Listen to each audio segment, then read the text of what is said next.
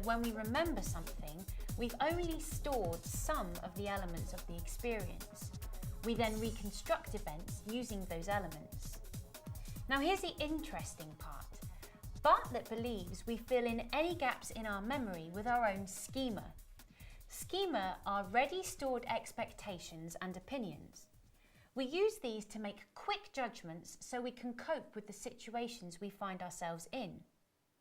Our culture, beliefs, prejudices and previous experiences all help us to build our own schema and creation of stereotypes. This means that we all have different schema depending on our experiences and how we've been brought up. Bartlett called this reconstructive memory. Bartlett demonstrated this in 1932. He showed English participants a short story taken from a culture different from their own. It was a North American folktale called The War of the Ghosts. The story contained unfamiliar material for them. After 20 hours, they were asked to retell the story and subsequently asked to recall the story again and again. The recalled stories were always shorter than the original, indicating gaps in their memory. They remembered the meaning of the story, but changed some parts slightly to fit in with their own culture. For example, a canoe became a boat. This means the information was skewed to fit their personal schema. Over time, these changes became firmly fixed in the recall of the participants. Participants may have just been guessing by filling in any gaps in their memories using past experiences. When they were asked to recall the story later, there were fewer recall errors. Presumably, they all concentrated harder. This has huge implications for eyewitness testimonies. Oh, Mr. Sullivan, do come in. Do come in. Mr. Lewis, right? Yes, that's right, Mr. Lewis, Dave Lewis, the police artist. Now, as you know what's going to happen here. Yeah. You're going to attempt to give me as much description as possible, and I'm going to try and recreate the suspect as best I can from your description. So let's start with the shape of the head first of all. I mean, did it a long face? Was it rounded? It was quite a round head. Quite a round head. Okay. Almost spherical. Almost spherical, right. What about the ears? Did you see anything? They were quite pointy. Pointy ears. Okay.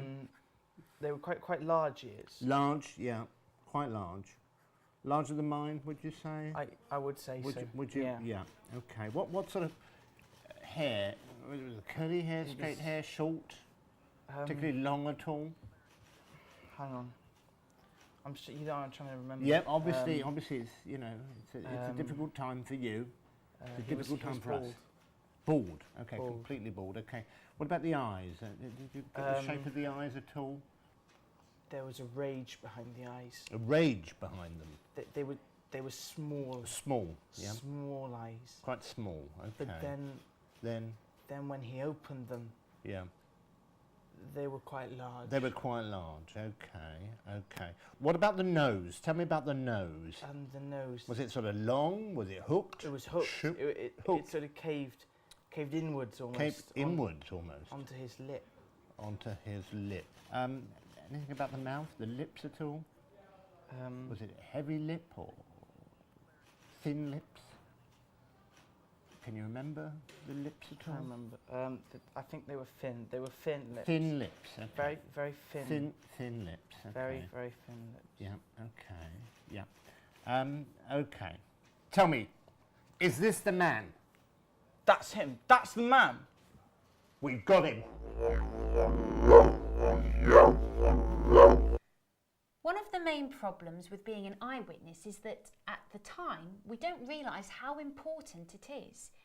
It may also be some time before we're asked to recall the details, so there will be gaps in our memory, and we may unconsciously fill in those gaps using our prejudices and beliefs, or even confuse the real events with some similar fictional event.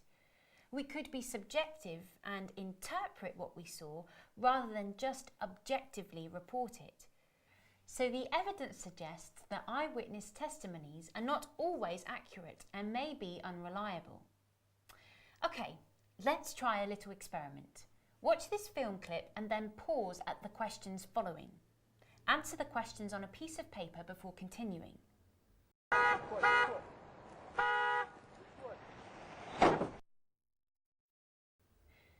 What speed do you think the cars were travelling at when they smashed into each other? Did you see the broken glass in the road? How did you get on with the questions? Look back at the clip and check your answers. You may be surprised at your answer for the second question. To make more sense of this, we're going to look at Loftus and Palmer's study. Participants in this study were shown several films of multiple car crashes. They were split into groups, and some were asked how fast the cars were travelling when they hit, some when they collided, some when they bumped, some when they smashed, and some when they contacted. A week later, they were asked if they had seen any broken glass. There was no broken glass. More people who'd been asked about the cars smashing into each other recalled, falsely, seeing broken glass.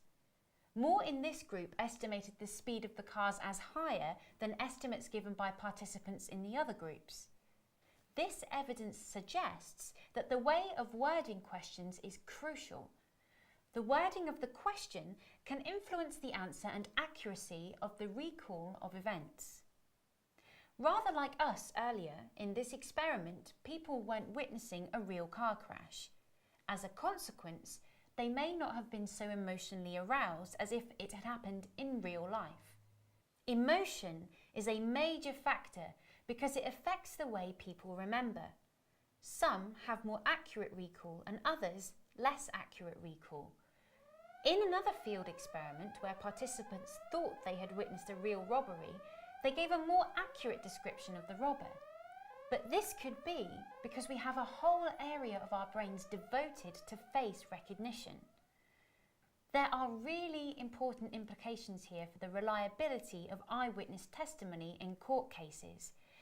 If leading questions are used, such as, "Did you see the broken glass?" which suggests there was some broken glass, as opposed to, "Did you see any broken glass?" the accuracy of recall could be affected. Of course, we're all different, some more observant and objective than others, and so some of us are more reliable eyewitnesses than others. The situation and circumstances in which we witness the event can also affect our memories of it. Also, our prejudices and stereotypes can influence our recall of events. Humans are good at recognising faces, but we tend to recognise the whole face and its expressions. Try as we might, it's very difficult to describe a person's individual features that enable forensic teams to build an accurate computer image of the suspect's face. 75% of us are susceptible to something called change blindness.